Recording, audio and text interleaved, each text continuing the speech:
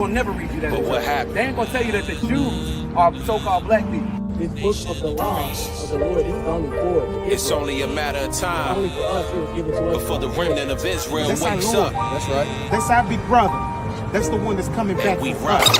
Back for us. We come from a bloodline of priests, sold into captivity. Father, break these chains off me, make me free. In time, ambition, 2024 AD. Live from the belly of the beast, Babylon. Should we stay, should we flee? In time's ambition.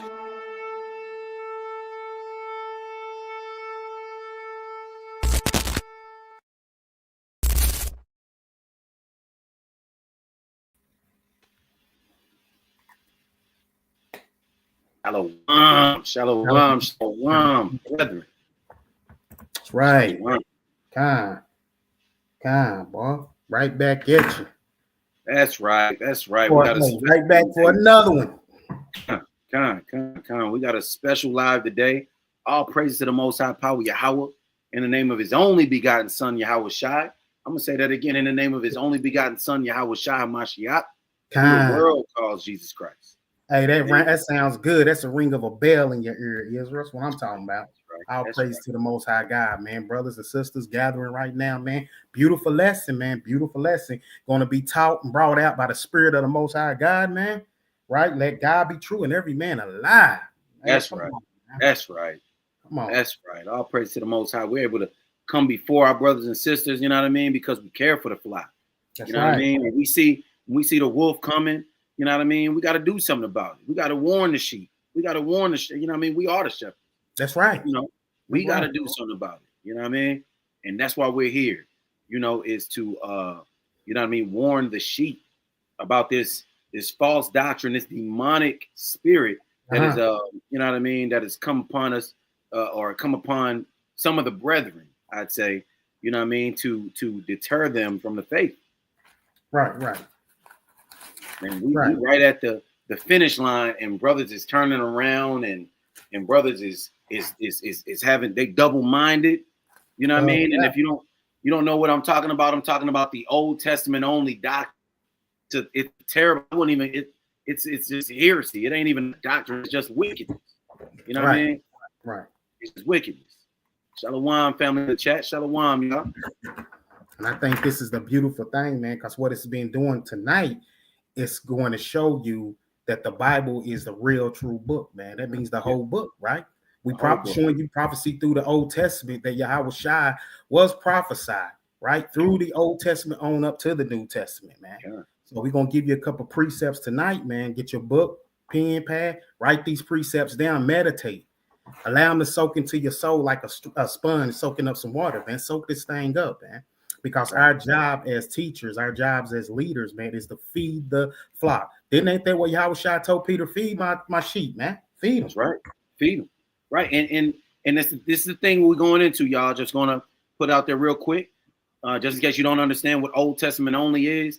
Those are so-called Hebrew Israelites that only believe in the Old Testament.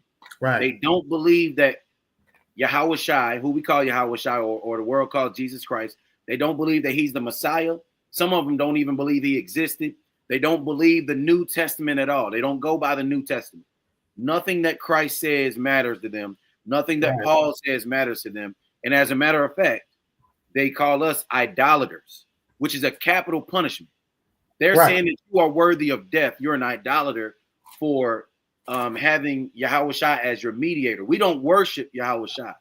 We worship the Most High God, but through Yahwashi, who cleanses us to allow us to get to the Most High God, you know what I mean, prayer-wise. And so these brothers, they ain't even, I call them dogs, because, you know, they're the worst type. You know, just like an Amalekite, the so-called Jewish man, he don't believe, 90% of them do not believe in the Messiah either, who we call Christ or Yahwashi. They don't believe in him either. And so, but they do believe in the Old Testament. So these so-called brothers are the same as an Amalekite, the dogs that the Lord talks about in Revelation 2 and 9 and Revelation 3 and 9.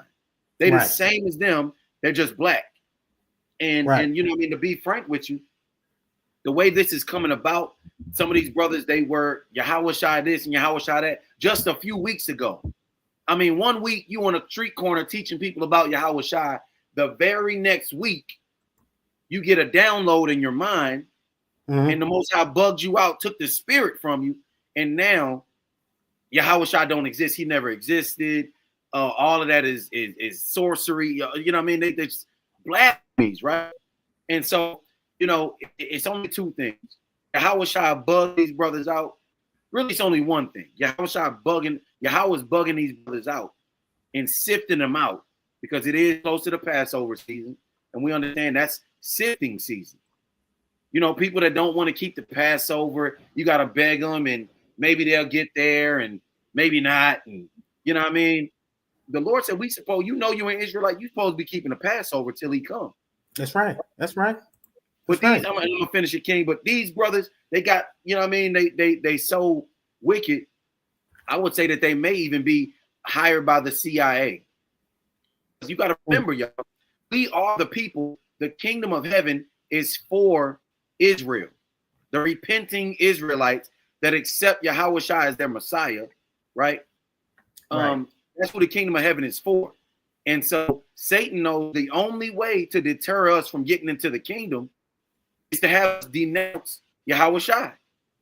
Like the Most High, he says in Isaiah 14:1, he's going to have mercy on Jacob and he's going to choose Israel.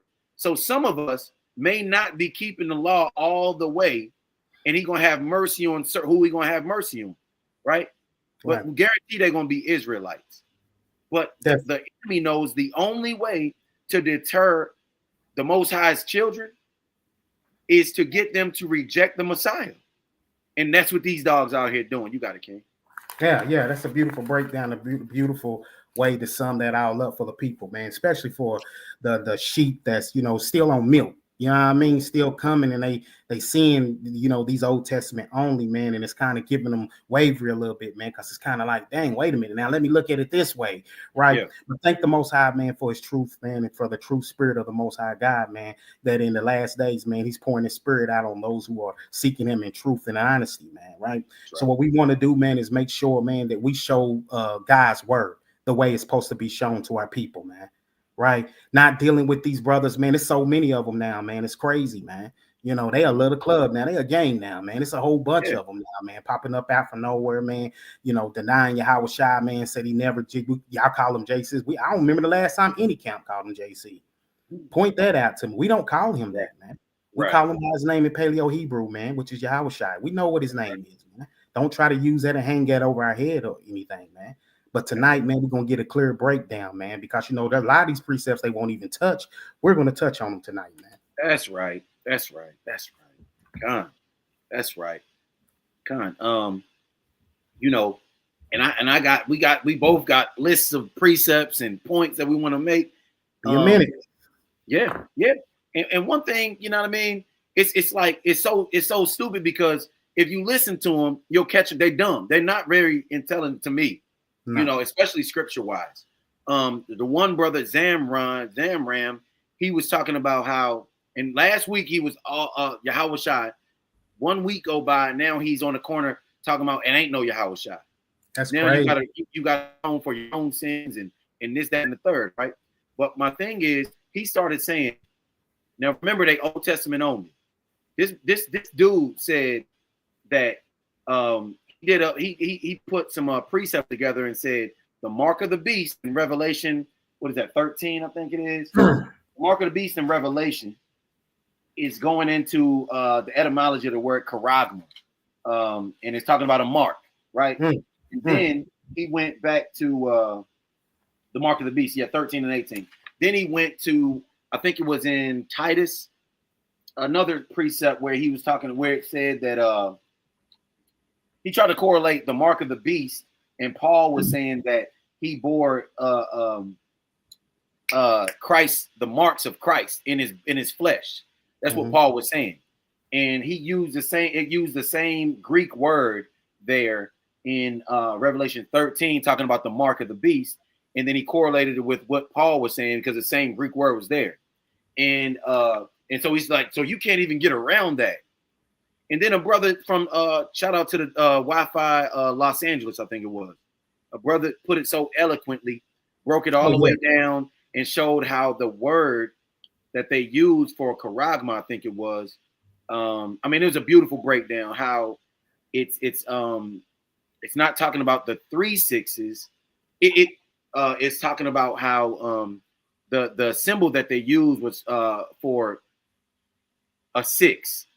And but they didn't have it right in the Revelation. They used 3 6s, but they only used the one symbol. And basically it's 2 different numbers. 6 is a number and it's got a symbol, and then 666 is a whole totally different number, has its own symbol, right?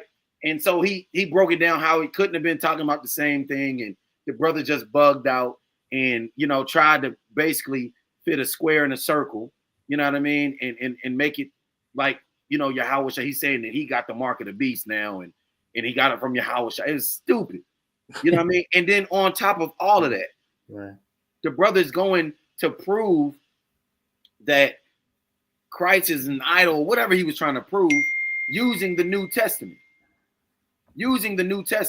But they Old Testament only. That's crazy. So they hypocrites, bro. Madness. Just straight madness, man. Yeah. Just madness, man. And that's sad. That's unfortunate, though, man. You know what I mean? To start out and have the Most High remove his spirit from. Hey, when he remove his spirit from you, you reprobate, you gone, man. That spirit is set out to do what it's set out to do, man. Oh, yeah. And it's doing it on these brothers, man. You know what I'm saying? We always going to love our brothers. I always forgive. Hey, we ain't enemies or anything, man. But the truth got to come out. The truth got to be said, man. We got to build on this, man. This is what the foundation is built on, man, in the house of Israel, man. You had wicked brothers all through Israel, all through the Bible and everything. So this ain't something uncommon. We understand this, man. But tonight, we're going to give the Most High all the praise and all the glory through his son, Yahwashi, and we're going to bring this truth out tonight, man. I've been waiting on this thing, man, to get in here, man, and drop a couple eye swellers on this one, man. I'm telling you, man, this thing is gonna go down tonight, and I'm actually looking forward to it, man. That's right. John. All praise to the Most High. John, you want to jump into it? Let's get it, man. Let's rock and roll. We got praise the Most High, man. Brothers and sisters climbing in this thing right now, man. They climbing all in, man, and let them. They getting all in. They ready for this thing, man. And we're gonna finish like we supposed to, man. Con. You want to start it off, or how you want to do it? You can go and I can go. We go back and forth. You want back and forth? I'm gonna go. I'm basically gonna go from front to the end of the Old Testament. I'm gonna let you know now where Yahwashi, man. So my first precept, man, I knock it off. King is gonna be Genesis 49:10. All right, let's get it. Let me set this up for us real quick. Pull up this real quick. Okay, hold on 1 second here. Let's see. Go to, let me see, Shiloh. Let's set this thing up, man, and get this thing popping for the Most High God. I'm going to walk you through this thing. We're going through Genesis 49, and we're going to start with verse 10, Akim. If you can bring that out for me, man, I'm a 49 and 10. This is the book of Genesis, chapter number 49 and verse number 10. And it reads, "The scepter shall not depart from Judah, nor a lawgiver from between his feet, until Shiloh comes." So we're going to find out what this means when it says until Shiloh comes. Go ahead, God. Okay. "And unto him shall the gathering of the people be." And unto him shall it be gathering of the people. So let's go look up the etymology for Shiloh, right?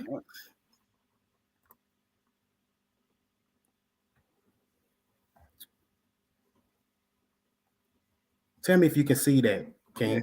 Yeah. And I want to also point out one thing too, Israel. Let me see. Y'all see this number right here, 79 and 51? Keep that in mind, because after this precept, to go along with this precept, I'm gonna pull up something to show you the difference. What the brothers probably try to run to and say, hey, no, that means this, Shiloh. But keep that in mind, 79 and 51. Mm-hmm. So what? Can you read this, Akim? It says, "He who it is, that which belongs to him, tranquility, meaning uncertain. Come on. And here the definition right here. Shiloh, it says tranquil. Shiloh, an epithet of the Messiah. Of the what? Of the Messiah. Y'all getting this? You see that? Of the what? Messiah. Right? Shiloh. Now, we can go to real quick. I want to show up one too, because I'm going to point the difference out to it real quick, because I know what they're going to try to run to, man. It's going to be, let's see, Joshua, verse 19 and 51. Come on. Right? Let's go to Joshua real quick.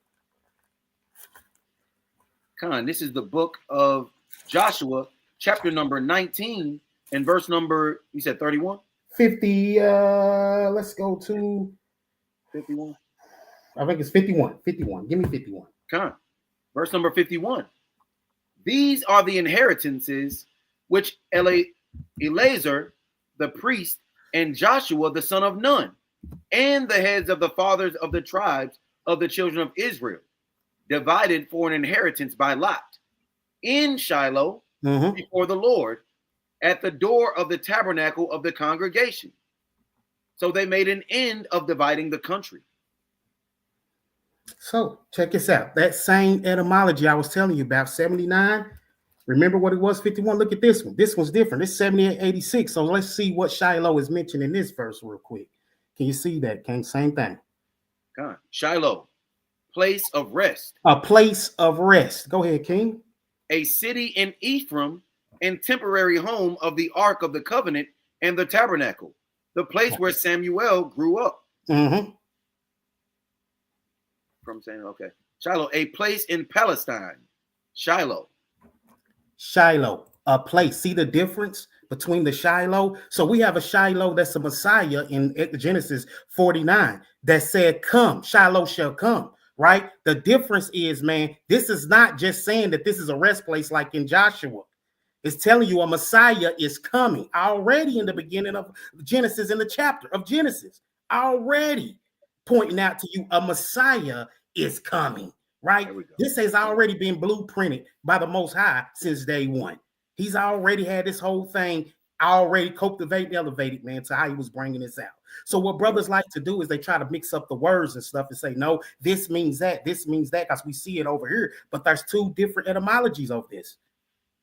So we understand that the Shiloh to come is a Messiah in this verse, this chapter, right? And the one that Joshua was talking about up here is a place of rest, right? And that's just the first precept to start us off, Israel, right? To show you it's coming straight from the beginning. Like I said, when we break this thing down, man, we're going to give you the whole thing, the whole road to eat, right? Go ahead, King, man. I'm going to drop those two right there. Okay. Come on. Well, you know me, I want to go the one we was talking about the other day. Matter of fact, which one do I want to go with? We're gonna go with Deuteronomy 18 and 18, right? I'm gonna just do that breakdown real quick, and then we'll bounce back. Deuteronomy, matter of fact, start at 15, Baba Kashai. So Deuteronomy 18 is the chapter where the Most High is also speaking about the same character, the same person, the Messiah, but he's calling it a prophet. And we're going to see the attributes of this prophet. Now, the Old Testament only people, they don't have an answer for it. So they just say, hey, this prophet that the Lord is talking about in Deuteronomy 18 is Joshua, right? Right. So keep that in mind. We're going to see if Joshua matches up to this. I'm starting at 15, right? Come. Deuteronomy 18 and verse 15. The Lord thy God will raise up unto thee a prophet from the midst of thee, of thy brethren, like unto me. Like unto who? Like unto me. Wow, like unto me, right? Come on. Unto him ye shall hearken. Verse number 16. According to all that thou didst of the Lord thou God in Horeb, in the day of the assembly, saying, let me not hear again the voice of the Lord my God. Neither let me see his great fire anymore, that I die not. Stop right there, King. So even if we start right there, you know what I mean? Whatever. The verse number 6 says he gonna raise up a prophet like unto me, and he said, according to all that you desire of the Lord, just like when you told, because in what is that, Exodus 20, Salakia. Exodus 20, 20 and 19, the children of Israel, they didn't want to hear the Lord speak anymore because they were afraid, right? And so they told Moses to be the liaison, to be the intermediary, intercessor between them and the Lord, right? Yeah. So that's what Moses is saying. He's going to raise up another prophet that's going to be like me, that's going to go between me and this is going to be, go between the Lord and the people. Keep on going. Keep on going. All right.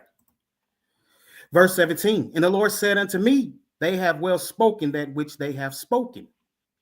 Verse number 18 and 18.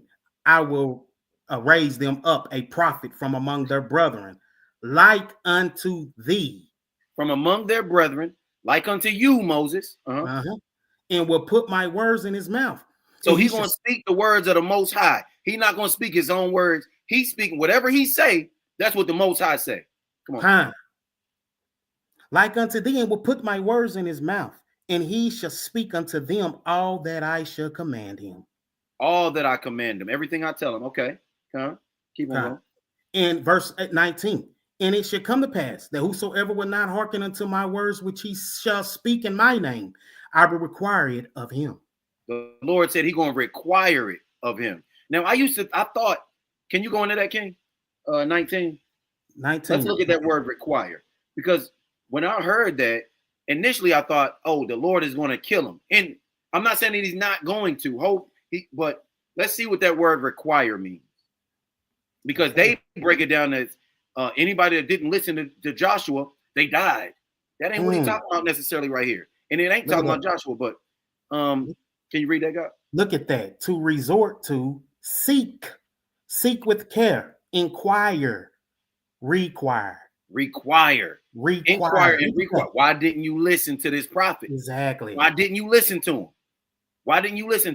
Right? Go down a little. Let's go down a little more. Investigate. Look at that. I like that right there. To seek with a demand. Require. Yeah. Look at that, man. Yeah. Not saying that you're not gonna be held accountable. You definitely are. Right. He's saying that he's going to say, hey, you know what I mean? Because Yahwashi said, my sheep know my voice. You didn't want to hear him? So we're going to keep on going. You know what I mean? Keep on going. Yeah, Look at that. Look at that. Hey, I like this last two one right here, man. Okay. I mean, to be sought out and to be required of blood. Right. It's going to be a problem if you don't listen to this prophet. That's what it's saying. Let's bounce back to the verse. Matter of fact, from there we're going to go, because we're going to see if this is Joshua, right? We understand we're going to go to 34, Deuteronomy 34, Bible Kashaf. Deuteronomy 34? 34 and 9 and 10. Okay. We understand that Joshua is Moses' successor. Joshua came and he led the Israelites once Moses died. So after you get the book of Deuteronomy, you go right into the book of Joshua. Joshua, whose real name in the Hebrew is also Yahwashi, ironically, right? Ironically, Joshua and Jesus have the same name. Joshua and Yahwashi, same exact name. Now, Moses, the law, couldn't lead the children of Israel into the promised land. He brought them out of bondage, just like keeping the law can get you out of bondage, right? But to get in the promised land, Yahwashi had to bring them there. That's ironically, Yahwashi had to bring them there. Now let's see if this, and I'm not taking no digs at Joshua. We're not taking no digs at Joshua. We understand Joshua was a mighty prophet, one of my favorite prophets. He was a killer for real. You know what I mean? And but we're just saying that this wasn't talking about Joshua. Which verse you want to start at? 9, Baba Kashaf. Let's start at verse 9. Verse 9. Joshua, the son of Nun, was full of the spirit of wisdom, for Moses had laid his hands upon him. And the children of Israel hearkened unto him and did as the Lord commanded Moses. Right. Now that right there, that sounds like, oh man, maybe it was talking about Moses right there, right? Let's get this last verse right here. And there arose not a prophet since in Israel like unto Moses, whom the Lord. The verse in Deuteronomy 18 and 18 says he's going to raise up a prophet like unto Moses. Moses saw and it's going to say it. Moses, he got to be just like Moses. So this verse right here, verse 10, is telling you it's not Joshua. Go ahead, King. My bad. Verse 10, and there arose not a prophet since in Israel like unto Moses, whom the Lord knew face to face. And all verse 11. Go ahead. And Salakia, it's showing you that Joshua was not like unto Moses. It said he laid his hands on Joshua, but Joshua wasn't like it. There was never another prophet like unto Moses. But in Deuteronomy 18, the Lord said that he was going to raise up to them a prophet like Moses. Right. Who the Lord knew face to face. The Lord did not speak to Joshua face to face. No, Joshua was right there when the Lord was telling him that in Deuteronomy 18 and 18. He was right there.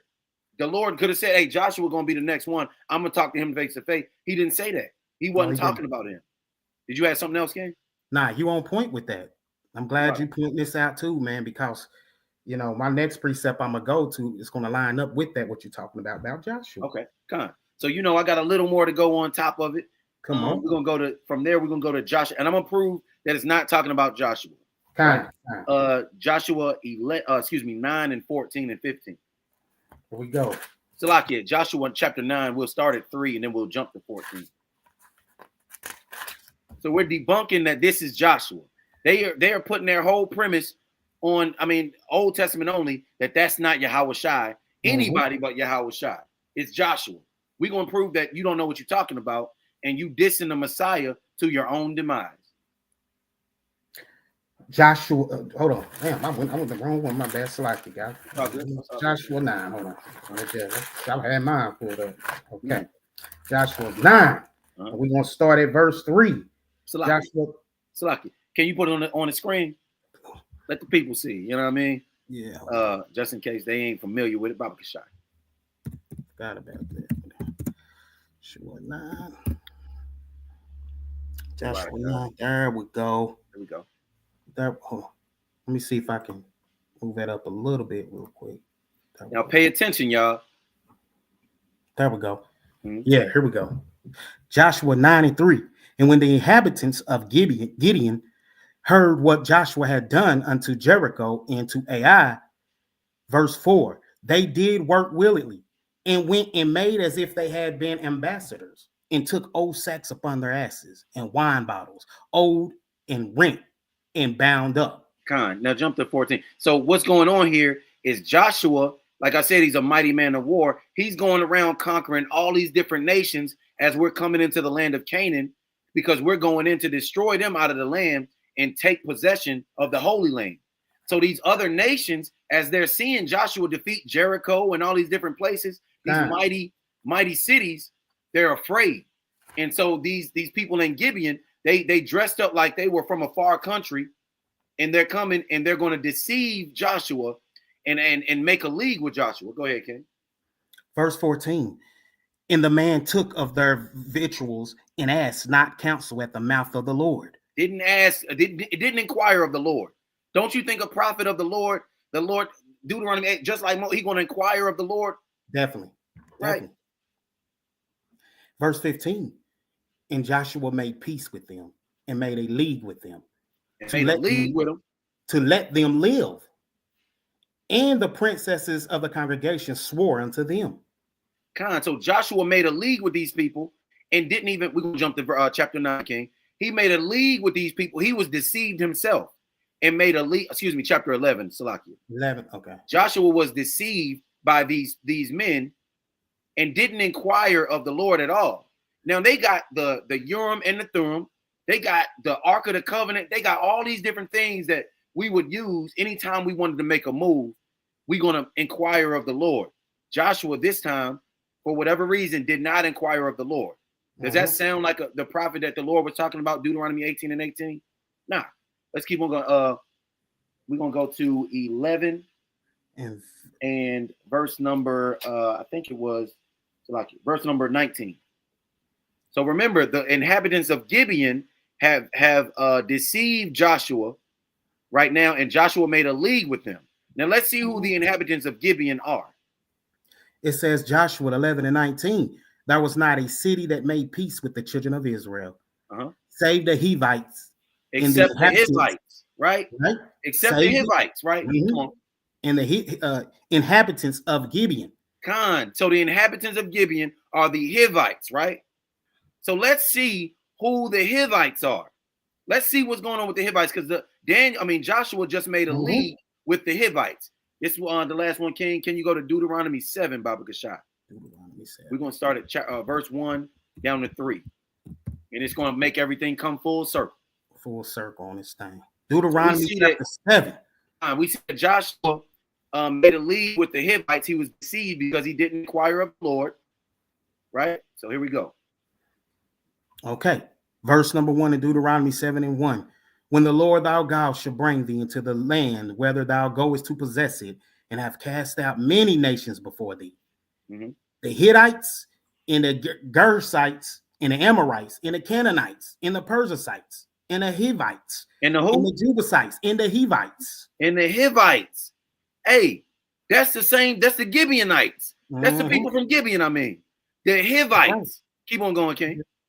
The Jebusites, 7 nations greater and mightier than thou. What we going to do to them? Let's see. What the Lord commanded us. This is the law. The Lord said, do this. If you don't, you breaking the law. Let's see.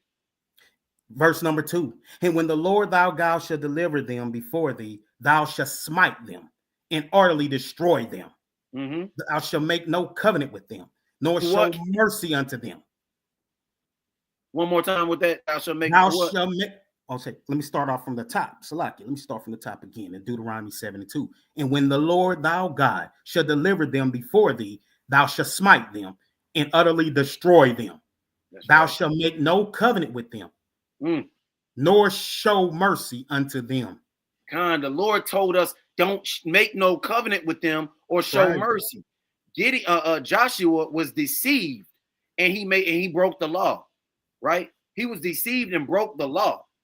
And so go verse 3, Baba Kashai. Verse 3.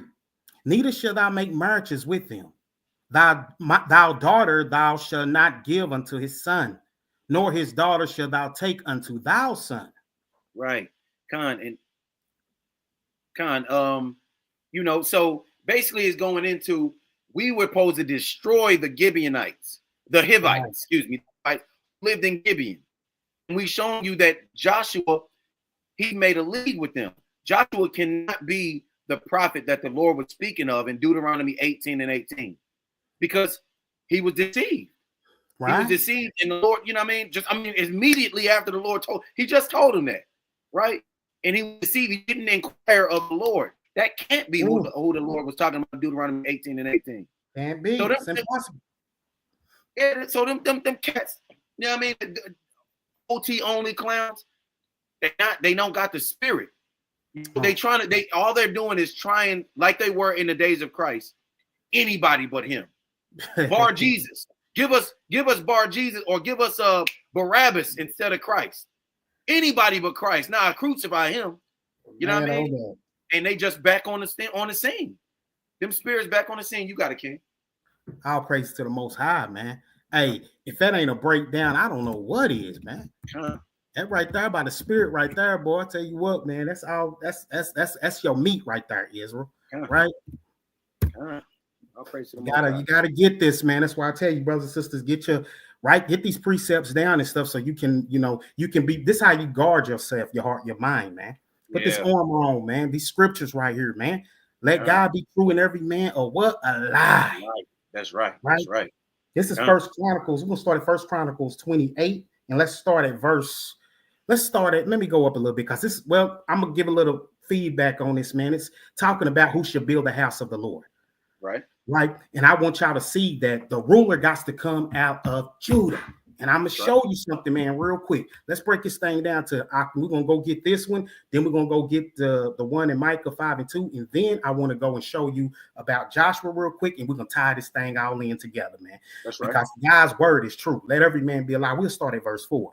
This is the book of First Chronicles, chapter 28, and verse number 4. How the Lord Yahweh of Israel chose me before all the house of my father to be king over Israel forever. For he hath chosen Judah to be the ruler He has And the chosen house who? of Judah, He has chosen he has who? chosen Judah to be the ruler. He has chosen Judah to be the ruler. I want y'all to keep that in mind. He chose Judah to be the ruler. Why? I'm going to show you why. I just want y'all to keep that in mind. Keep going, Bobby Shot. And the house of Judah, Mhm. the house of my father. And among the sons of my father, he liked me to make me king over all Israel. So we in this one precept alone, I want y'all to recognize what David is saying right here, man. What's going to happen with these 12 tribes? He's chosen Judah. Out of all 12, you're going to be a ruler. There's a ruler coming out of Judah, out of the house of Judah. We need to find out who that is, right? Let us find out who that is. And I'm going to tie this whole thing in for you, man, real quick, because I want to keep this going. Give me Micah 5 and 2. You see me, Bobby Shine. I'm going to roll. We're going to roll because we got a lot, man. Come on. This is the book of Micah, chapter number 5 and verse number 2. But you, Bethlehem Ephratah, though you be little among the thousands of Judah, yet out of you shall he come forth unto me, that is to be ruler in Israel. Let's see this. Yet out of he shall come forth and be ruler. Who is the he here? Who is he identifying right here? Who's coming out of Judah? He's coming forth unto me, and he's going to be the ruler of Israel. Right. This is a future prophecy right here, man. Yeah. It's telling you someone out of Judah is coming. Wait a minute, man. Before we get down to it, man, to show you who this ruler is, I want to take it back real quick because the Akim brought out something good about Joshua. Joshua was from what tribe? Ephraim. Ephraim. Oh, there you go. That's Well, great. let's get it. I don't want to. Let's keep it. Let's go to numbers. Let's go to numbers real quick. Let's let the audience see it for themselves, Akim. You know, I mean, good be up to. Let's go to 13 and verse 8. The book of Joshua, the book of Numbers, chapter 13 and verse number 8. Of the tribe of Ephraim, O'Shea, the son of Nun. Now, and I know what people saying right now. Wait a minute, they don't say Joshua, that says O'Shea. Something is wrong. Why does that say O'Shea and not Joshua?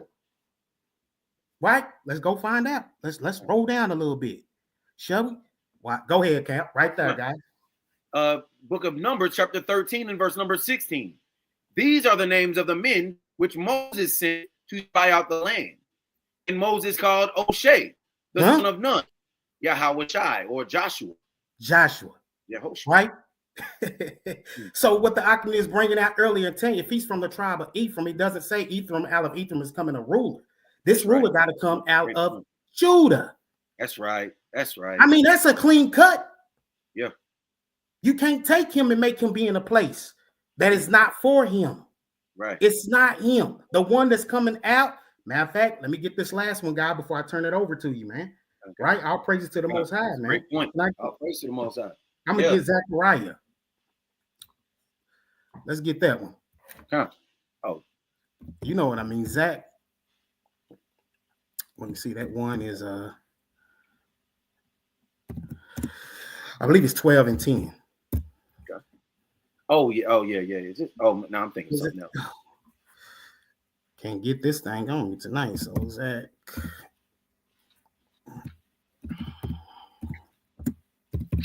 Oh, Z-E.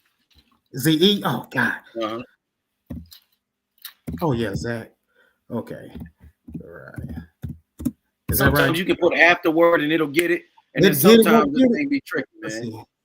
Let me see if that one get it. I think it's 12 and 10, Baba Shah. Is that the one? Right here. Yeah. This is the book of Zechariah, chapter 12, verse number 10.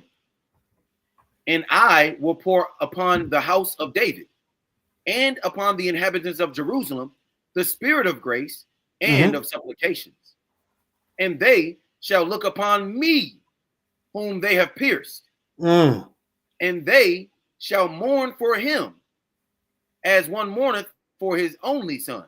And shall be in bitterness for him, as one that is in bitterness for his firstborn. Well, now we got to look up, King, and see this, man, because they might be saying this is piercing, this mean words. So we're going to have to go to the etymology. Let's see what it is about this word pierce, right? All praise to the Most High, man. get this truth and show you when you studying this. Just break it down, man. Let the Spirit lead you, man. So no man can mislead you, man. Right? Come on. It says to pierce, thrust through, pierce through. To pierce, qual, to pierce, run through, nifal, to be pierced through. Qual, pierced, riddled, participle. Excuse me. Check this a primitive root. I like to this. Stab. To what? To stab. That's a physical thing. Come on. To stab. Come on. This ain't words. Come on. Come on. Zechariah telling you. He's telling you, man. Look, you're gonna be stabbed. You're gonna be pierced. You're gonna be thrust through. That's right. Started out with the house of who? David. Yeah. How can we overlook this, man, and say, no, this is not what this is saying? Y'all just putting what y'all want to put into it. But we've been showing the brothers and sisters tonight. When you go to these words and stuff, man, and you're going to break them down, you go get the lexicon or the etymology of it. It's going to give you a better understanding of that word itself, the origin of that word. Right? And here we are, man, teaching the people. We showing you precept upon precept, like they said. Right? We show you he's from the Joshua. He's from the tribe of Ephraim. But the rulers got to come out of Judah. That's right. Something's not adding up. It's just not making no sense. It's not mathing. Right? Let's go. Go ahead, King. Go ahead. I forgot about that. Yeah. He said, me who they done pierced. You know what I mean? All praise to the Most High Power. You know. Let me see another one that they. Matter of fact, that's the one. This is one that I went to their own comment section because they say Isaiah 53. Let's go there, King Baba Kashai. Okay. The suffering servant. They say that is speaking about Israel. It's not talking about Yahwashi. It's talking about Israel. So we're going to read this thing. And my point is in chapter 9 or verse 9.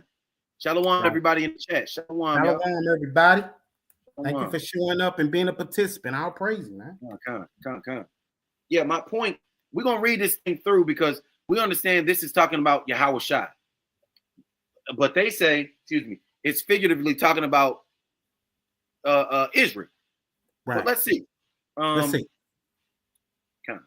Isaiah 53 and verse 1.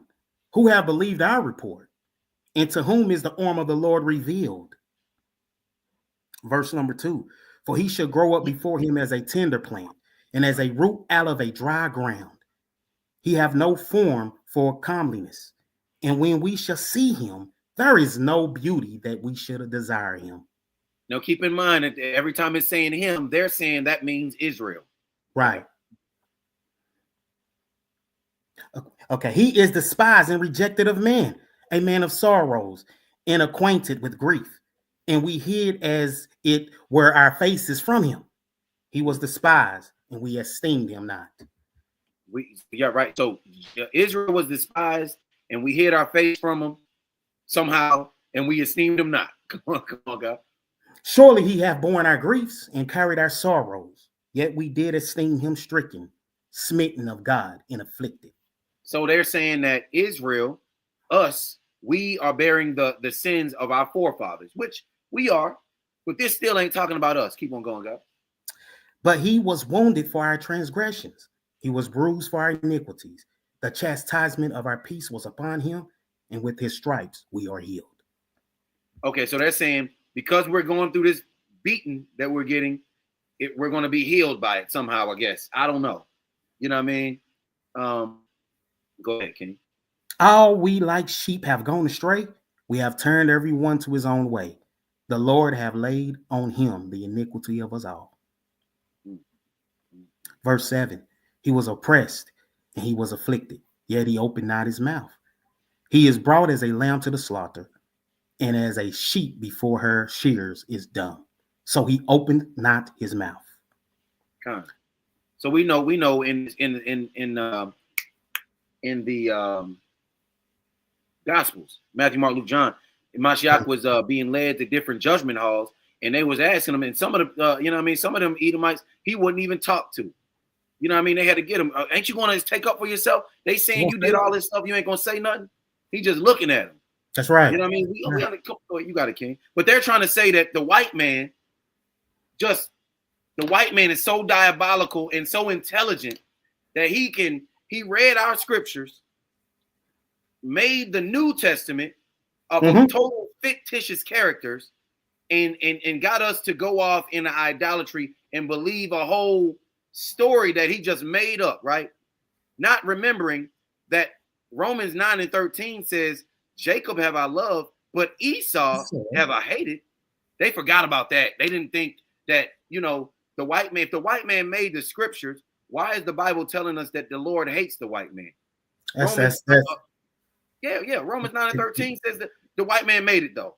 You know what I mean? Yeah. The white man wants us to understand. It just don't make no sense. What about Revelations 2:9 and 3:9, where it tells us that these Amalekites are going to be acting like Jews in the last day?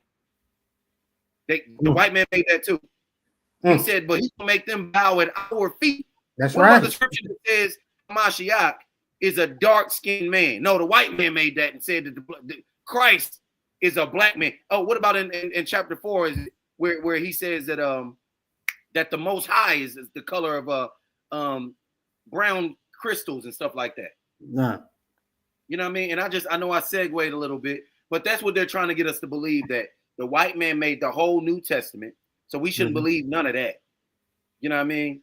And he just strategically put that Christ went from different judgment halls, and he matches up with this Isaiah 53 perfectly. And he matches up with the Micah 5 perfectly. He matches up with the Deuteronomy 18 perfectly. Come on. That's a coincidence. The white man, he designed it. Right? Did you have a point, King? Hey, that was laid on the plate, gravy and all, bro. For real, man. Come on, man. Right? It's so stupid. It's you know what I mean? They insult your intelligence by saying, this is all talking about it's just Israel. And none of the New Testament is real, yet I still use it. Yeah. Make your mind up, man. But we just here to show you tonight and let our viewers, Israel, you seeing it being prophesied, Yahwashi all through this thing, man. All through. What about, matter of fact, let me see. Hold on, God. Hold on. Because my point is verse 9. My point in this one, before we get away from here. Hold on, let me start at 8. I don't think I read 8. No. Yeah, let me start 8. He was taken from prison and from judgment. And who shall declare his generation? For he was cut off out of the land of the living for the transgression. When were we all cut off out of the land of the living for the transgression? When did that happen? And now many of us done died, right? They're gonna say that's Israel. Well, let's see them get around verse 9. Let's get this one, King. And the digression of my people was he stricken. Verse number 9. And he made his grave with the wicked and with the rich in his death, because he had done no violence, neither was there any deceit in his mouth. Now, you know good and well, every time the Lord taught us all in the Old Testament, all throughout the scriptures, how many verses start off, and the Lord again, and Israel again did evil in the sight of the Lord, and this is what happened.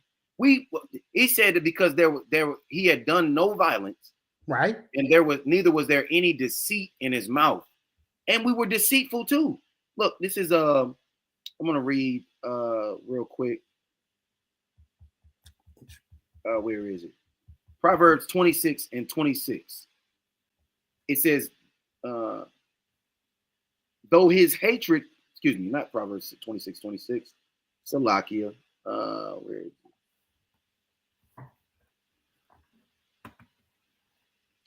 it? But that's enough right there. Says because he had no violence, neither was there any deceit in his mouth. That's so open, man. You can't get no more opener than that, man. Right. I can just peel it. That's just alone. Yeah, I can just peel any scripture and it tells you we were wicked. That's why we got kicked out in the first place. So how can that be Israel? It says he had done no violence. We were extremely violent to each other. You know what I mean? And neither was there any deceit in his mouth. Right? We were deceitful the whole time. You know what I mean? So that can't be talking about Israel. Debunked. You know what I mean? Debunked. Anybody but Yahwashi. You got it, King. All praise to the Most High, man.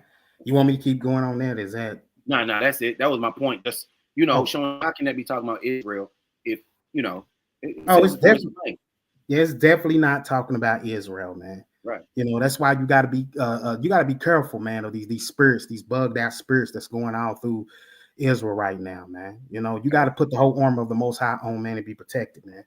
Right. So hey, check this one out. Shalom, God. Shalom, Hebrew ethics in the building. My brother Shire, you know what I mean? With the BOW camp. Shalom, God. Shalom. Said, Shalom. Look at the Hebrew for wounded. Wounded for our transgressions. Was that verse 5? Maybe? It was wounded for our transgressions. Yeah, 5.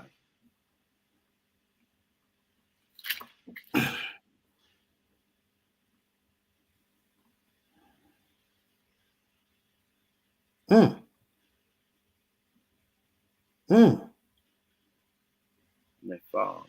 Okay. To profane, defile, pollute. That's wounded. Wounded, right? Huh. Let me see. Make sure. Yeah. To profane oneself, defile oneself, pollute oneself, ritually, sexually, to be polluted, be defiled. He was wounded. He was okay. Oh, that's a good one. That is. So he was defiled. They polluted him. They remember mocked him, spit on him. They did all the stuff that they did to Yahwashi. Right. Profane, violated him, treated him as common, to violate the honor of dishonor. Profane the name of God. Boy. Let me see what that is on the whatchamacallit down here. Oh, there it is. Fatally. Pierce. Oh, that's what he's getting. Okay. To wound fatally. Bore through, pierce. Slain. Oh, that's a drop. Close it out right there. and so it's talking about literal. Hey, they fatal wounding, killed, destroyed. That's it right there. Man. Praise to the Most High, man. All praise to the Most High. Yeah, that's a good one, God.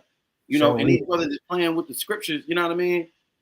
You won't get what you want because it's one way or the other. It's not, hey, I'm wrong, but my bad, no big deal. Man, you playing a dangerous game, a real dangerous game. To go against the Messiah. I mean, we gonna keep on going. We're gonna keep on going. Now, did you want to make another mention on that, or are you good with that? No, I'm good on that, King. Now, does these brothers use the what they say about the Apocrypha, King? They try to say the Apocrypha. Well, I know he said. Did he say Second Esdras? I want to say they said that they try to Google that and say that was not scriptural or it was written late or something stupid. So can we ask him about this? Let's go to the Apocrypha on this one. Let's go to Wisdom of Solomon 18. Let's go to 15 and let's work. Let's see. So we ain't gonna use that one. They don't want to use that one, but we'll use another. And let's see what they think about this, right? Because we need to identify who this ruler is, and we need to identify who the word is. We need to identify who's that sitting on the throne. We got it all here tonight, man. I'll praise to the Most High God for this thing, man. That's right. Right. This is the book of Wisdom of Solomon, chapter number 18 and verse number 15.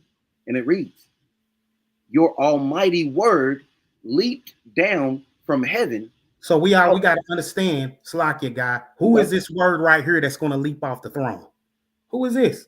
This is in your Apocrypha in the Old Testament. Now, you don't want us to use the one with second. We'll use this one right here. Let's see. Let's find out who this is, man. Your almighty word leaped down from heaven out of your royal throne as a fierce man of war. Man of what? Man of war. Don't it tells us that in Exodus 15:3 that he's a man of war? That's right. Who is this? Wow. Hey. Look. Even the butter on it is who wrote the book. This is Wisdom of Solomon. This is that's good. Yeah, it's a good. This is Solomon. Wow. God. Into the midst of the land of destruction. Wow. That's a good one. That's on point. Yeah. We're gonna drop the mic right there. Yeah. Just leave it right there, man. That's a good one. Hey, now we don't even gotta. Let's go to what you gonna get in second Ezra? Yahwashi. You want to go to that? Hey, let's bring it up. Bring it up. Because they can't tell. Hey, we gonna read it. You know what I mean? We hold to the apocrypha. What I'm gonna get 7 and 28. And everybody have a apocrypha. Like, get you, if y'all don't have one, get one, man, because it was taken out. Please. That's do. right. That's right. Right. And this is the book. This is Ezra in your regular Bible. This is another book that he wrote, Second Ezra, right? Just a transliteration of his word. I mean, of his name. But I'm going to start chapter 7, and I'm going to read verse 26 and go to 28. Cool. I'll go to 29. 20. Yeah, there you go. There you go. It says, "Behold, the time shall come that these tokens which I have told you shall come to pass, and the bride shall appear, and she coming forth shall be seen, that now is withdrawn from the earth. And whosoever is delivered from the foresaid evils shall see my wonders. For my son, Yahwashi, shall be revealed with those that be with him. And they that remain shall rejoice within 400 years." God. That is talking about from Ezra, who was in the Persian captivity, if I'm not mistaken, leading up to the Roman captivity when Christ was born. I keep reading 29. "After these years shall my son Christ die, and all men that have life." Come on, man. Stop playing. Wow. Stop playing. Please stop. Because you know, this is this telling you a future that's going to happen until the son Hamashiach Yahweh. No, he told you in took verse 26, this shall come to pass. This coming. Right? So now what, you don't want to deal with the Apocrypha now? You're going to set that off somewhere by itself and say that, hey, that don't count. That's not included in this OT only. Two witnesses. We went to Wisdom of Solomon. We went to Second Ezra. How do you get past that? Both in Solomon and Ezra are authors in the regular Bible, in your Old Testament Bible. I would like to see them get past that. Some way or so how, because listen, all through the Old Testament, man, you have, even as an angel, you have Yahwashi. You go back to the Gideon, or I like it when the brother was breaking it down to him on Exodus 23 and 20, goes right along with Judges 6, 21 and 23. Breaks down with the angel that's got the staff in his hand. And you look, oh man, I need to get that one precept, Akim, real quick.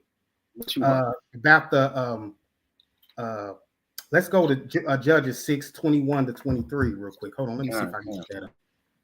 Real quick. Hold on. Judges 6 and you okay. 6.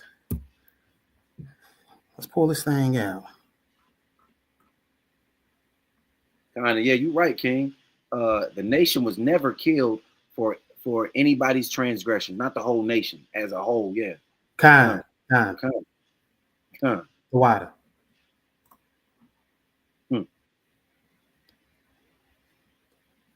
Oh, you This is the book of Judges, chapter number 6 and verse number 21.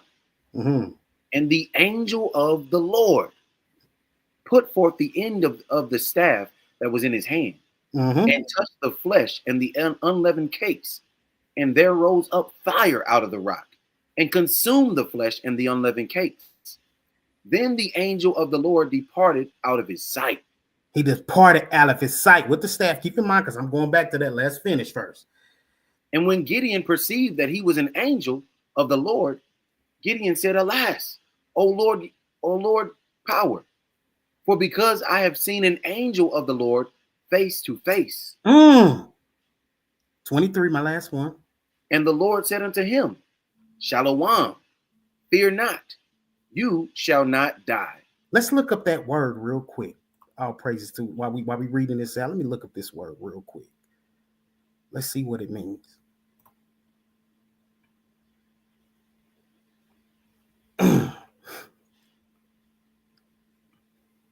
Support of every kind, a staff. Like You remember the staff, like let me look at the rod that Moses had, and it's a precept, King. I can't remember was that. I thought I wrote it down, where the Lord spoke to all the 12 tribes and told them to have rods in their hands. Right? Oh. I can't remember where that precept was, but it goes right along with this about this angel holding this staff in his hand, and this goes right along with Exodus 23 and 20. 23 verse 20 to 21. That's showing you, Exodus. Go to Exodus 23 and 20. This is the book of Exodus, chapter number 23 and verse number 20. Behold, I send an angel before you to keep you in the way and to bring you into the place which I have prepared. Beware of him and obey his voice. Provoke him not, for he will not pardon your transgressions. For my name is in him. Now let's go ahead, King. But if you shall indeed obey his voice and do all that I speak, then I will be as an enemy unto your enemies and an adversary unto your adversaries. For my angel shall go before you and bring you in unto the Amorites and to the Hittites and Perizzites and Canaanites and the Hivites and the Jebusites, and I will cut them off. Right. So let's look up that word angel. Let's look this thing up, man. Make sure that's the one I want. All praise to the Most High. Let's pull this thing out to see what it means, because a lot of people think when they see and hear the word angel, they think they just like, the Bible's specific. It'll name the angel. It'll name if it's Gabriel, if it's Raphael. You know what I'm saying? So let's just see. And I love this Strong's definition of it down here. A messenger, representative, a messenger, an angel, right? Right. But I love this one down here in the Strong's definition right here, man, where it says of God.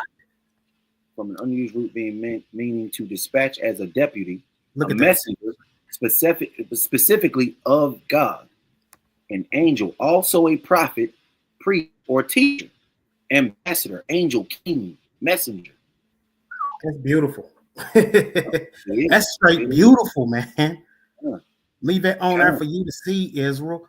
The Most High, Yahwashi was all through, helping the Israel all through this thing, man. Right?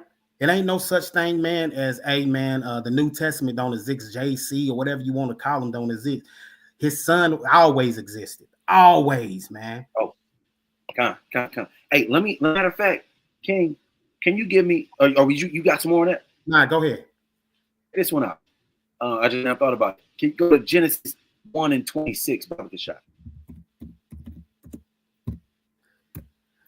Let's go to Genesis 1. Oh, yeah. Let's get 26. Okay.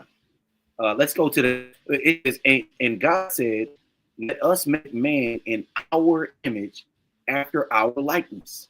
Right? Okay, so God created man in his own image, in the image. Okay. So let's go to can you go to let's see, that word God. God, and God said. God, let's see right quick. Pull this out real quick. There we go. Right up. Go up one more time. Go up a little bit. So that the Hebrew is Elohim, right, meaning powers, not just one. That's plural. See, plural of. Keep on going. Go down. Baba Kashai. Go around a little bit. So it says God judges. Plural. Divine ones. Gods. Yeah. Go. Angels. Gods with an S. Yeah. So angels. They're going to agree. They're going to agree that the Most High God was speaking to the angels. He's speaking to somebody, right? And he said, let us make man in our image and in our likeness, right? That's all I needed from there, King. Cool. Right?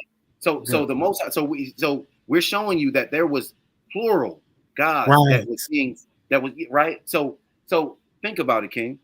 Man came out looking like me and you, right? So we understand that the Most High God is a spirit. So when he said, let us make man in our image, was he talking, are we made in the image of an angel? Or are we, because whatever we came out with, like, looking like, we had to be looking like whoever he was talking to. That's right. That's you know what I mean? So, of course, if we came out looking like he's talking to Yahwashi, is what I'm trying to show. You know what I mean? He's talking to a figure, a being, you know, that looks like us. Because we know the Most High God is a spirit. He's not a man like us. So, and angels aren't men. So whoever he was talking to, when he made a man to be a man, that man, Adam, was made to be just like whoever he was talking to. If that makes any sense to anybody, I don't know. You know what I mean? So Adam came out looking like a man. So whoever was being talked to in Genesis 1:26 had to look just like a man. In other words, it was Yahwashi. Yahwashi was there in the beginning. You know what I mean? It wasn't just the angels, because we're not made like angels. Hebrews tell you that. We're not made like angels. We're made like men, or like the Bible says, like unto God, or like unto whoever God was talking to. He said, let us make man in our image. You know what I mean? That's right. So, right. So the gods were talking, you know, and we understand that Yahwashi made creation. So Yahwashi made Adam to look like him. He made us to look like him. You know what I mean? That's what happened. Can't be an angel he was talking to. So if that's not an angel, I mean, if they're saying that's an angel, we should be like angels, right? And we're not talking about figurative. We're talking about literal, right? Just a little point right there, a little side note. That's a beautiful point, man. That's a beautiful point, man. That needs to be made. That's it, right? I'll praise to the Most High. Everything, yeah. Right, and this is showing through the whole. And we ain't even went to the New Testament at all, man. We ain't even touched it. We've been standing around here the whole time. Just showing you been precepts and joy. And this is another one, King, that I like right here. You know I like this one, Zechariah 9:9. You know it. It's the book of Zechariah, the 9, verse number 9. It says, rejoice greatly, O daughter of Zion. Shout, O daughter of Jerusalem. Behold, your king cometh unto you. He is just and having salvation, lowly and riding upon an ass, and upon a colt, the foal of an ass. Well, we got a problem here, because it says, thou king cometh, and he's got to be just in salvation. And we know where salvation lies at in Yahwashi. So this is Zechariah, once again, Israel, a future tense, that someone has to come and do this right here that he's saying. He's prophesying, look, he's going to come. Salvation load, he's going to be riding up on an ass and up on a coat and on the foal of an ass. Who said this? Who did this? He's telling you of someone coming. He's telling, who did this in the news? Yahwashi. If it hasn't happened already, it's got to happen. It's got to be fulfilled. Scripture can't be broken. So we waiting on somebody in 2025, 2030, or whenever they say it to come and riding on a donkey. You know what I mean? Who? Now that already was fulfilled. Who you think will do that? Exactly. Right. It's already been fulfilled. You can get that precept. I believe that's Matthew 21. And I think it's verse. Let me go to Matthew 21 to be. Let me get it real quick. I think it's 21:7. I got you. This is the book of Matthew, chapter number 21 and verse number 7. And it reads, and brought the ass and the colt, and put up on them their clothes, and they set him thereon. And a very great multitude spread their garments in the way. Others cut down branches from the trees and strawed them in the way. And the multitudes that went before and that followed cried, saying, Hosanna to the Son of David. Blessed is he that cometh in the name of the Lord. Hosanna in the highest. And when he was come into Jerusalem, all the city was moved, saying, who is this? And the multitude said, this is Yahwashi, the prophet of Nazareth of Galilee. That's it. That's it. That's being fulfilled right there. Yahwashi is the one that came. You ain't getting no past that. We ain't gonna get over this, man. Right? This is a good teaching, a good lesson, a good breakdown by the Spirit of the Most High. Brothers and sisters, please don't be deceived. Don't let another man deceive you at all. Don't let another man beguile you. Right? Listen to the Spirit of the Most High God. That's right. Right. Hey, he ain't gonna lead you wrong. He ain't gonna stir you wrong, man. Right. The way to get to the Father is through his Son. And we always had intercessors. Moses was an intercessor. The Lord said that he made Moses a God, not just unto Pharaoh, but he made Moses like God unto Aaron. And Aaron was his prophet. That's what the Lord said. That's right. You know, the Lord said he made Moses God and Aaron his prophet. That's Exodus 4 and 15 and 16. We ain't got to go there. You know what I mean? He made Exodus 7 and 1. He made Moses a God unto Pharaoh. Yeah, 7 and 1. Yeah, come on. So real quick though, I'm gonna show you one more that because these brothers, I ain't even gonna call them brothers, man. These dogs, man. Until they repent, they dogs because they are leading people to destruction. And I take it kindly. I don't play with them. You know what I mean?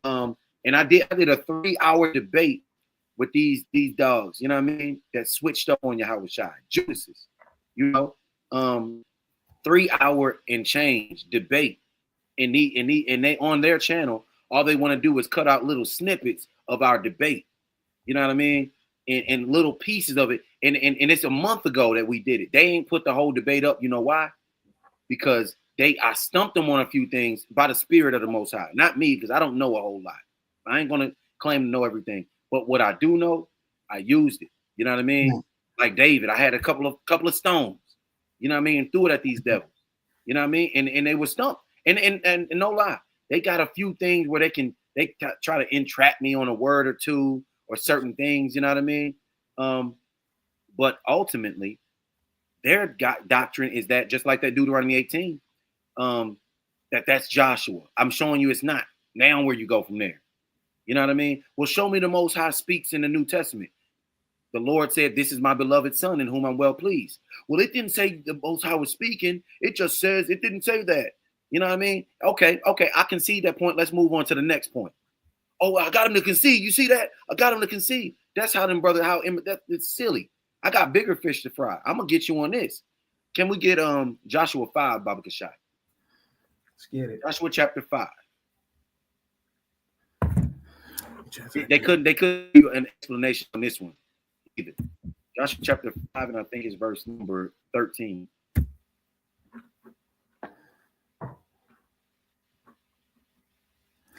Okay. So let me just set it up. Joshua, like we said, is going through all the land after Moses died, killing, taking down nations, taxing people. Now, Moses, in the book of Deuteronomy, chapter 34, I think it is, it says that Moses was king in Jeshurun, meaning he was the highest. He's the prophet, the king of Israel. So he's the highest man on the planet, close to God. We just talked about in Exodus 7 and 1, the Lord said he made him a God unto Pharaoh, even a God unto his big brother Aaron, who is the high priest. Mm-hmm. So Moses was a mighty high man, and Joshua is his successor. So Joshua is the highest man on the planet at the moment, right? At his time. Let's read what happens to Joshua. Joshua 5 and 13. And it came to pass when Joshua was by Jericho, and he lifted up his eyes and looked, and behold, there stood a man over against him with his sword drawn in his hand. And Joshua went up unto him and said unto him, art thou for us or for our adversaries? Mm-hmm. Verse 14. And he said, nay, but as captain of the host of the Lord am I now come. But as captain of the host of the Lord am I now come. He said he the captain of the host of the angels in heaven. Mm-hmm. He the next highest man in heaven. He the captain of the host. All of that they ain't nothing but an army. The Lord is the Lord of hosts. He said, I'm Right. captain of the hosts of the Lord, and I'm come. Keep on going, God. And Joshua fell on his face to the earth and did worship and said He unto did him, what? what? And he fell on his face to the earth and did worship Joshua fell and worshipped him. Come on. and said unto him, what saith my Lord unto his servant? Stop right there. Joshua, the man said, I'm the captain of the host of the army of the Lord. Joshua fell on his face and worshiped him. But Joshua understands the law, or he should, since he's the Deuteronomy 18 and 18 prophet. Right. Joshua understands the law says that we cannot worship the host of heaven. We are not to worship any angels, none of that. Joshua bowed down and worshiped this man or this angel, and or whatever, whoever he's worshiping is not the Most High God. He bowed down and worshiped this person, this being, right? Who is this being that Joshua, who is the highest man on the planet, who is this that Joshua is worshiping? Go ahead, King. And the captains of the Lord's host said unto Joshua, loose thou shoe from off thy foot. He told him to do what? Loose, Joshua, loose thy shoe from off thy foot.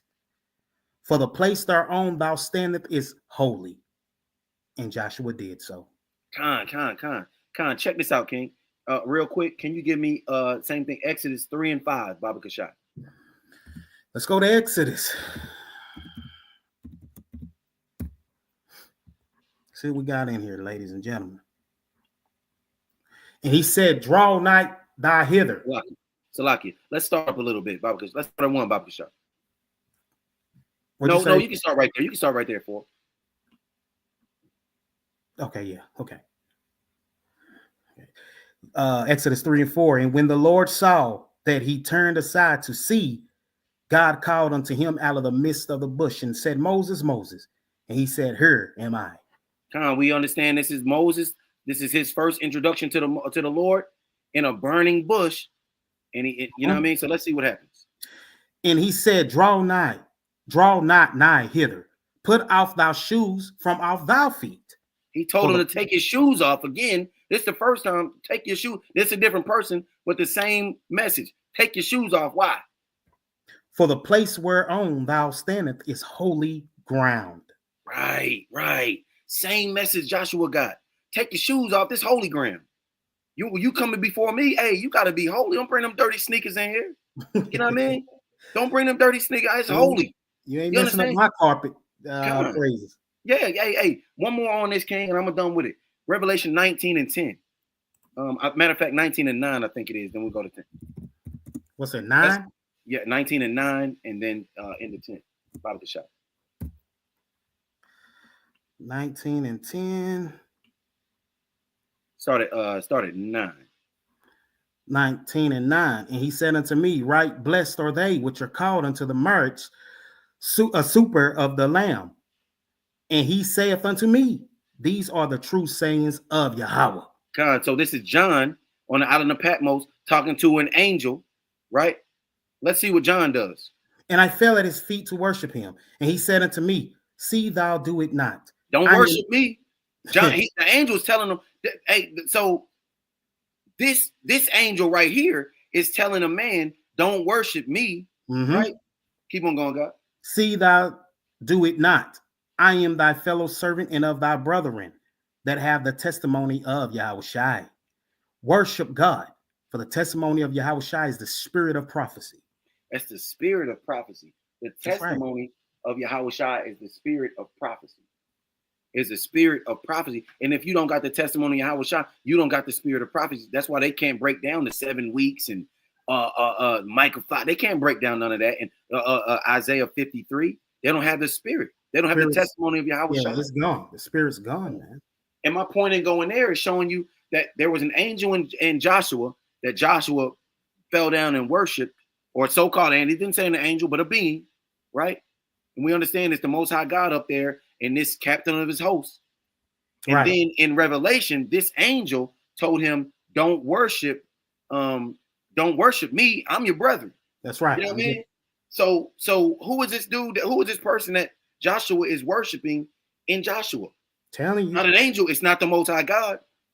They couldn't answer that, King. No, they can't. No, they can't. Because we told, hey, that was a beautiful breakdown we did to show y'all about the angels. There's two different meanings, man. I mean, come on. At one point, man, you got a brother, he worshiping, the other one saying, no, don't do that. I'm not him, the one that you see in this one. So it's a beautiful breakdown, man, to give clarity to these scriptures and stuff. And thank the Most High for the spirit of truth, man. And thank the Most High, man, that we've been able, willing vessels, man, for him to use, man, to bring this thing out to the children of Israel, man. That's right. I'll praise to the Most High God, man. Praise because I do recall and recollect. Remember what about Job? Didn't Job talk about something about? Let me see if I can punch that in. What you got, God? What you got? Well, I think it's Job 19. Job.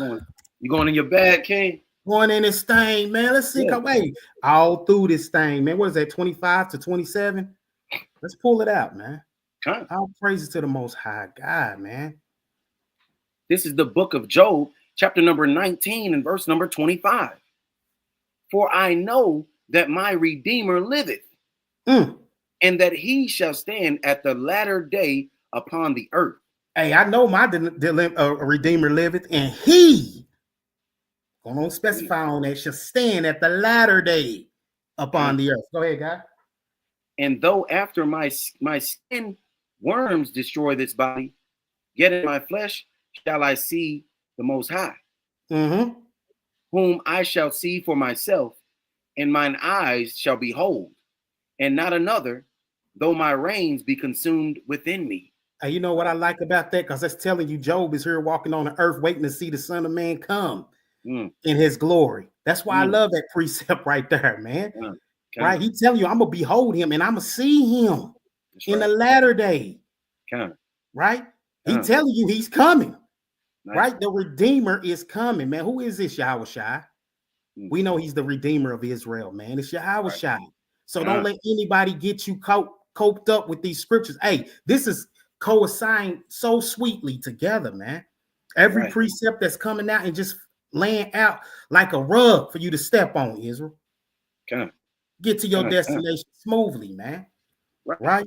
And you know what? I want to give all glory and honor to the Most High, man, that he raising up all the camps to stand like a brick and make a brick wall, man, to go against this thing, man.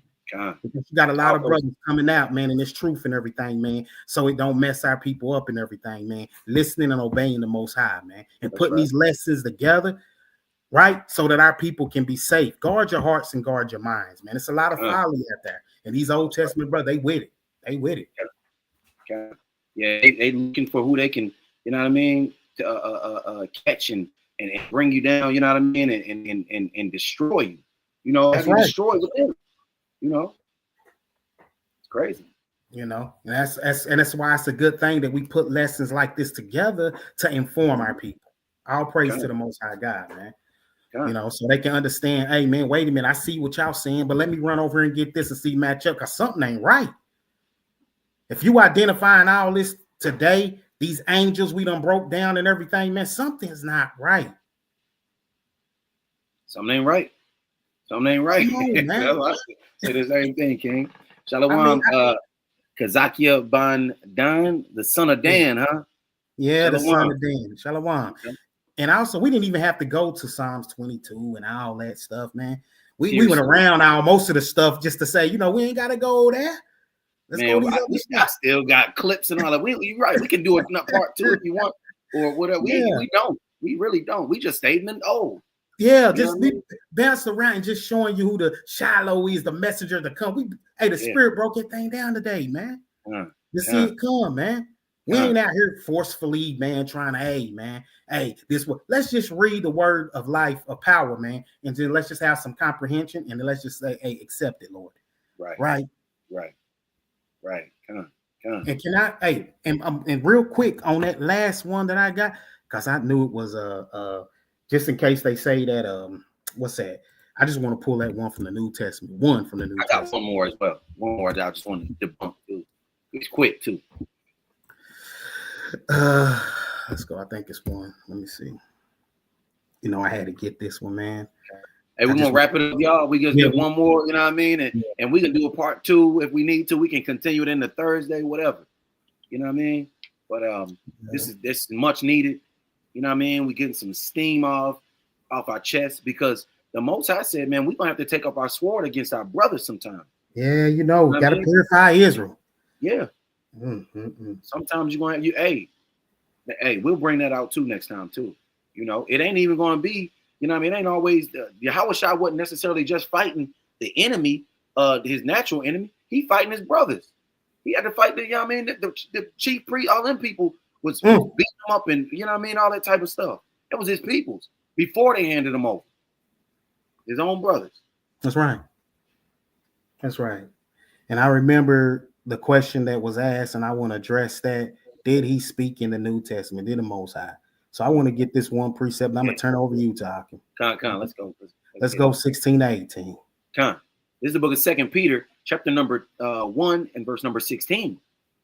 For we have not followed cunningly devised fables. We ain't making nothing up, is what he's saying. That's right. When we made known unto you the power and coming of our Lord Yahwashi HaMashiach, but were eyewitnesses of his majesty. For he received from Yahweh the Father honor and glory. Here we go. When there came such a voice to him from the excellent glory. This is my beloved Son, in whom I am well pleased. And this voice which came from heaven, we heard when we were with him in the holy mountain. Hey, the Most High spoke and said, this is my Son. My beloved Son, in whom I am well pleased. So you can't say the Most High didn't speak in the New Testament. Yes, he did. These are separate testaments. These were scrolls and scripts that was written and found over here, found over there, found at this time, that time. You know, you got it in the same account in Luke and in Mark and you know what I mean. Then you got it in Peter, the rock of the church. And my thing is, they say, so are you telling me? Listen to this, King. This is how stupid it is. Because they're saying the New Testament was made up by the white man, yet they use it, right? but my thing is, because they talk about the mark of the beast, which is not in the Old Testament. You know what I mean? So you're in the New Testament talking about New Testament stuff, but you don't adhere to it, right? But my thing is, it was made up, right? So you mean to tell me, they weren't really putting so-called Christians or followers of Christ in the Colosseums to be torn apart by bears? And I mean, did that not happen too? Was that made up too? You know what I mean? Is there not evidence that these people were dying and getting tarred and feathered and boiled and burned upside down and crucified as well over a fictitious person? Still got the Colosseums as well too. So. Right. Still got the Colosseums. Yeah. So all that was made over a fictitious person that didn't even exist. They going to die and all this stuff over somebody that never even existed. You know what I mean? These people we found, they got scrolls and documents and all this stuff over somebody that Peter's telling you, I seen it. I heard it. You know, these other brothers, you know what I mean? Accounts from eyewitnesses. All of them weren't eyewitnesses, but they got accounts from eyewitnesses. You know what I mean? And we just going off of these brothers, that so-called brothers that's just saying, nah, don't believe it because it just don't. You know what I mean? And everything is matching up.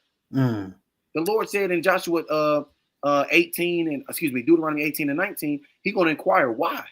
Why didn't you listen? Why didn't you? It matched up. Why didn't you listen? You know what I mean? Harden not your heart, Israel. Harden not your heart, man. Listen, man. Hey, man, if you're gonna be in this thing, be all the way in. Don't be half on the fence, man. Be all the way in for the Most High, man.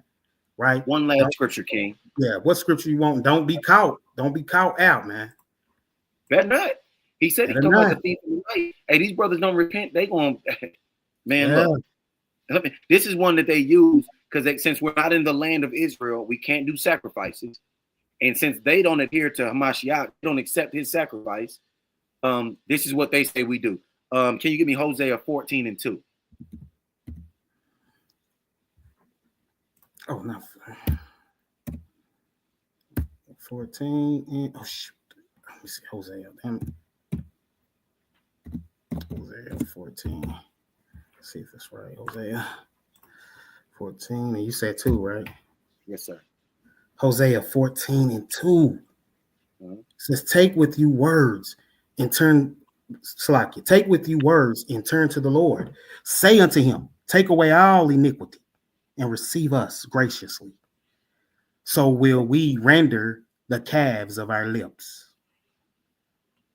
So they're saying, oh, Salakia. Go ahead. So they're saying that if we take words and apologize to the Lord, he's going to accept that as an atonement, as a sacrifice. Just taking, and there, just all you got to do is speak it, right? Mm-hmm. My thing is, now I'm not knocking any scripture in the Bible. I'm not saying it. I'll just say it doesn't fully go mean what they say. All we got to do is talk. Tell the Lord, hey, I'm done. I'm sorry. And that's it. That's the sacrifice. We've been talking and preaching and yelling and singing for centuries and decades and millennium. And we still in captivity. You know what I mean? My thing is also on this point, this is Hosea. This is not the law. This is not the Torah. Mm-hmm. We understand the first 5 books is the law. No. The law says you have to make an atonement for sins by blood. You have to you have to do certain things, right? You know what I mean? There has to be a sacrifice made. Now, that is one thing that the brothers did point out that I forgot, I overlooked, that if you don't have, if you and I say brothers, these dogs, if you don't have a bullock or a ram, you can bring flour and basically like flour. I think it was in Exodus. Which is neither here nor there, but the point is there has to be an atonement. You can't just talking your way into, you know what I mean? And there's scriptures on that tell you that the Lord not hearing you just talk. You know what I mean? What is that? Talk not exceedingly proud. The Lord said he weighs actions. What is that? Oh, when he said he weigh actions, is it 2 Samuel 2:3? Let me get it for you. All praise to the Most High. Okay. 2 Samuel. 1 Samuel. I'm sorry. I said second. Should be 1 Samuel. 1 Samuel 2 in verse 3. Let me pull it up on here.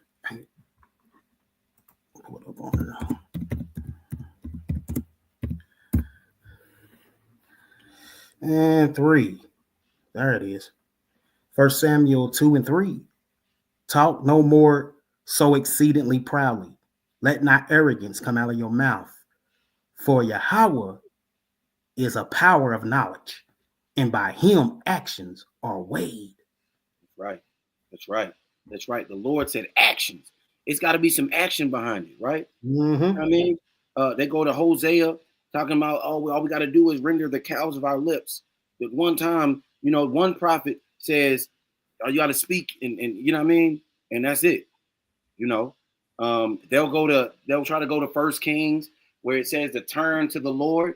Turning to the Lord, when he was talking in 1 Kings, that means, keeping the law, not just not sinning, but when you do sin or even making atonement, you're going to the temple to sacrifice. It ain't talking about, hey, just turn and talk to the Lord and repent. And you know what I mean? It's always involving a sacrifice, atonement. From right when Adam and Eve messed up, there's an atonement. It ain't just, they didn't just say, Lord, I'm sorry, my bad. That's it. No, there was an atonement to be made every time. Every time there's an atonement, and we understand Yahwashi is our atonement. Khan. And then my last point on this one, he went to Hosea 14 and 12 and said, render the cows of our lips. All we got to do is talk. This is Ezekiel chapter number 8 and verse number 18. And it says, therefore will I also deal in fury. My eye shall not spare, neither will I have pity. And though they cry in my ears with a loud voice, yet will I not hear them. The Lord said he not listening to all of that. You just talking. You know what I mean? And Hosea was written before Ezekiel. So in Hosea, they're talking about rendering cows of your lips. In Ezekiel, the Lord's so tired of hearing that. I ain't listening to that. You know what I mean? All right. That's right.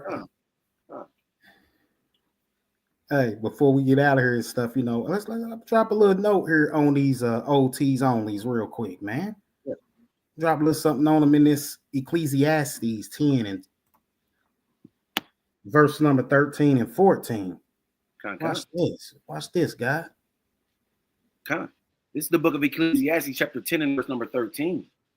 The beginning of the words of his mouth is foolishness, and the end of his talk is mischievous madness. Hey, they madness, boy. They got madness, them OT only, man. Go ahead, God. Verse 14. A fool also is full of words. A man cannot tell what shall be. They can't tell. That's why they madness. This is why the spirit up on them now. They just can't tell this thing at all. Ain't got no answers. They got nothing. And nothing what shall be after him? Who can tell him? I'll praise it to the Most High God, man. Israel, this is why it's very important, man. Hey, man, you know what they say, man? Hey, what's that? Hey, it's like it'd be like the blind leading the blind. You follow them brothers, man. For real. You don't don't follow them brothers, man. You know what I'm saying? We love our brothers, man. Pray that the brothers repent and come back to the Most High, man, while they got time. You know what I mean? But as for now, hey, man, we defenders of the gospel, man. That's right. We got to defend it, man. We got to let a lie be. Hey, we got to chop that lie down. We can't let that lie become true. We got to let the truth be the truth, man. That's right. All praise to the Most High, man. All praise to the Most High. The water for joining us. Shalom. Y'all hit the like button on the way out. You know what I mean? Share this thing. Share this thing, man. Send this thing. You know what I mean? Share this thing. Share this thing. Send it out. Send it out, man. Yeah, all praise to the Most High. Get your Bibles and stuff, man. We'll go through all the precepts the way we did even more, man, and sit back, man, and just read through that, man. Just let the Spirit speak to you, man. Right? And let the words of the Most High be true, man. But let the words of every man be a lie, man. Come on, Israel. Hey, man, I told you T.O.R was back up slamming doors. Hey, we want some more. You heard me?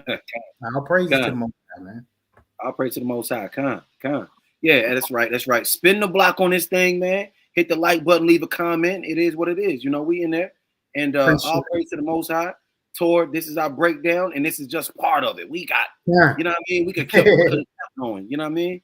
All praise to the Most High. Like you said, we defending the gospel, and we appreciate the whole nation standing up on this wickedness. You know what I mean? That's right. This wickedness. You know what I mean? Lewdness is trying to make us naked. We ain't going. That's right. Nah, man, we ready to get out of this captivity, not stay. Right. That's your mind. We ready to go. Straight up. Right. Appreciate everybody joining us tonight, man. The brother throwing the precepts in, brothers, and you know what I'm saying? All praise to the Most High God, man. Shout out to the chat. Shout out to the brother from chat. You know what I mean? Shire. You know what I mean? And the BOW camp.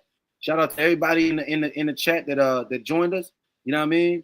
Shalom to y'all. Peace. And one is right back here, 7:30, Most High willing, Thursday. You know what I mean? We was off last week, had some things going on, but by the spirit and the grace and the power of the Most High power, Yahweh, we'll be right back. That's right. That's right. Right back at you, you know, because we can't stop, man. We want more. That's right. Right. Kingdom got to increase and we got to decrease. So we want more. That's right. All praise to the Most High. So, Shalom Israel. I'm Yahoo. Yeah, and I'm Chief Yahweh. Hey, we're gonna read that scripture. Oh, Let me get that. This is the book of. We're gonna get our outro, y'all. Our outgoing scripture, Salakia. You know, this is an impromptu lesson, so we're gonna jump into it. I'm gonna read it from the top. This is the book of Isaiah, chapter 61, from the top. The Spirit of the Lord Yahweh is upon me, because the Lord hath anointed me to preach the good tidings unto the meek. He hath sent me to bind up the brokenhearted, to proclaim liberty to the captives, and the opening of the prison to them that are bound, to proclaim the acceptable year of the Lord and the day of vengeance of our power.